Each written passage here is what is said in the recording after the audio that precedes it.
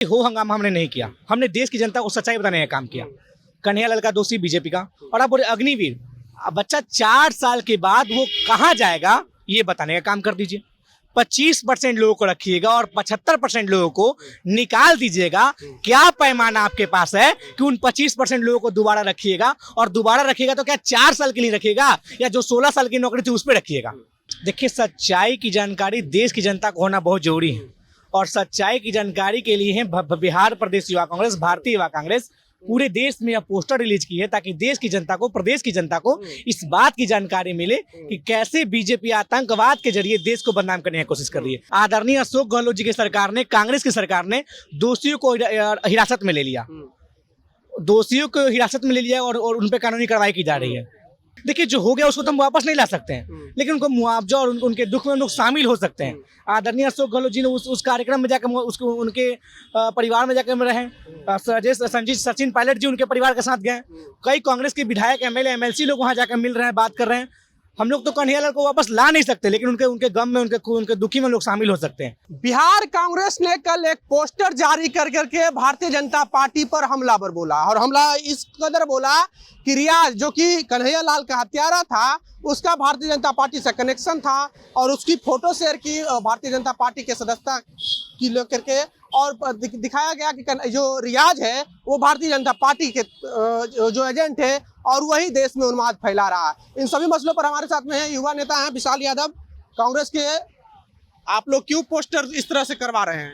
देखिए, सच्चाई की जानकारी देश की जनता को होना बहुत जरूरी है, और सच्चाई की जानकारी के लिए है बिहार प्रदेश युवा कांग्रेस, भारतीय युवा कांग्रेस पूरे देश में यह पोस्टर रिलीज की है ताकि देश की जनता को, प्रदेश की जनता को इस बात की जानकारी मिले कि कैसे बीजेपी आतंकवाद के जरिए देश को बदनाम करने की कोशिश कर रही है, कैसे बीजेपी खुद रची रचाई मामला रचती है और कैसे अन्य पार्टियों को बदनाम करने की कोशिश करती है। इसलिए हम लोग पोस्टर जारी करते हैं ताकि पता चले कि लोग को पता चले कौन मुजरिम है और कौन दोषी है। कन्हैयालाल के बारे में तो बहुत कुछ हुआ, इस पर बैकफुट पे कांग्रेस भी बहुत ज्यादा कुछ कर नहीं पाई, कांग्रेस भी एकदम लगभग साइलेंट मोड में रही। देखिए, ये एक बहुत अच्छा मामला है कि 6 घंटे में आदरणीय अशोक गहलोत जी की सरकार ने, कांग्रेस की सरकार ने दोषियों को हिरासत में ले लिया, दोषियों को हिरासत में ले लिया और उन पर कानूनी कार्रवाई की जा रही है। जो कन्हैयालाल के परिजन में के सरकारी नौकरी देने का काम किया जा रहा है। देखिए, जो हो गया उसको तो हम वापस नहीं ला सकते हैं, लेकिन उनको मुआवजा और उनके दुख में लोग शामिल हो सकते हैं। आदरणीय अशोक गहलोत जी ने उस कार्यक्रम में जाकर उसको उनके परिवार में जाकर रहे। सचिन पायलट जी उनके परिवार के साथ गए। कई कांग्रेस के विधायक, एमएलए, एमएलसी लोग वहां जाकर मिल रहे हैं, बात कर रहे हैं। हम लोग तो कन्हैयालाल को वापस ला नहीं सकते, लेकिन उनके गम में, उनके दुखी में लोग शामिल हो सकते हैं। और रही बात, ये कांग्रेस की सरकार है जो वादा करती और निभाती है। आज 3 साल हो गए उत्तर प्रदेश के कमलेश त्रिपाठी को न्याय नहीं मिला। 3 साल हो गए उत्तर प्रदेश के कमलेश त्रिपाठी को, दोषियों को सजा नहीं मिली। 3 साल हो गए कमलेश त्रिपाठी के हत्यारों को अभी तक गिरफ्तार नहीं किया गया। सरकारी नौकरी उनके परिजनों को तो छोड़िए, गिरफ्तार तक नहीं किया गया। ये कांग्रेस की सरकार है जो कथनी और करनी पर विश्वास रखता है, पोस्टरबाजी और जो एडवर्टाइजमेंट और बाचाल शक्ति पर विश्वास नहीं रखता है। हम लोग करने पर विश्वास रखते हैं, और हमने किया कि मात्र 6 घंटा में दोषियों को अरेस्ट किया और उसमें कानूनी कार्रवाई करने का काम कर रहे हैं। 12 तारीख को प्रधानमंत्री आ रहे हैं पटना, राजधानी पटना, इस सब विषय में मुद्दा कुछ रहेगा? देखिए, अभी किस लिए वो आ रही तो हमको पता नहीं है, लेकिन आ रहा तो उनका स्वागत है। देश के प्रधानमंत्री है और मैं बिहार से हूँ, तो हम स्वागत करेंगे। क्योंकि आप लोग अग्निवीर को लेकर के बहुत ज्यादा हो हंगामा किया, कन्हैयालाल के हत्यारे रियाज को लेकर के हो हंगामा किया कि कन्हैयालाल का जो हत्यारा रियाज वो बीजेपी का एजेंट है, बीजेपी से जितना भी जो उन्माद फैल रहा है देश में बीजेपी दोषी है। देखिए, हो हंगामा हमने नहीं किया, हमने देश की जनता को सच्चाई बताने का काम किया। कन्हैयालाल का दोषी बीजेपी का, और आप बोले अग्निवीर, अब बच्चा 4 साल के बाद वो कहाँ जाएगा ये बताने का काम कर दीजिए। 25% लोगों को रखिएगा और 75% लोगों को निकाल दीजिएगा। क्या पैमाना आपके पास है कि उन 25% लोगों को दोबारा रखिएगा? और दोबारा रखिएगा तो क्या 4 साल के लिए रखिएगा या जो 16 साल की नौकरी थी उस पर रखिएगा? ये बता दीजिए।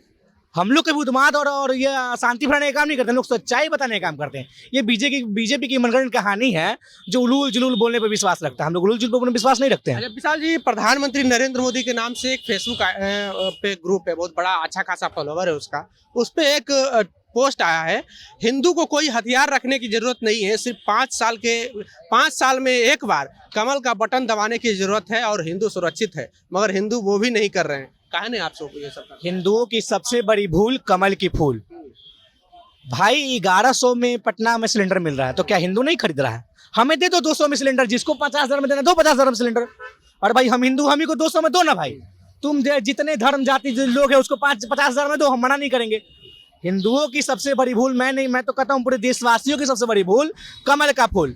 आज देश में किस तरह का माहौल है, महंगाई कितनी चरम सीमा पर है, पेट्रोल 100 के पार है, गैस सिलेंडर 1000 के पार है, और कह रहे हैं विकास हो रहा है। क्या विकास है? विकास का पैमाना क्या है ये पता ही नहीं चल रहा है, और विकास हो रहा है। सरकार पे भ्रष्टाचार का कोई आरोप नहीं लगा है, भ्रष्टाचार एकदम बिल्कुल नहीं हो रहा है इस सरकार में। स्विस बैंक में भारतीय पैसा का बहुत मुनाफा हुआ है, बहुत बढ़ा है। तो ये भ्रष्टाचार नहीं तो और क्या है?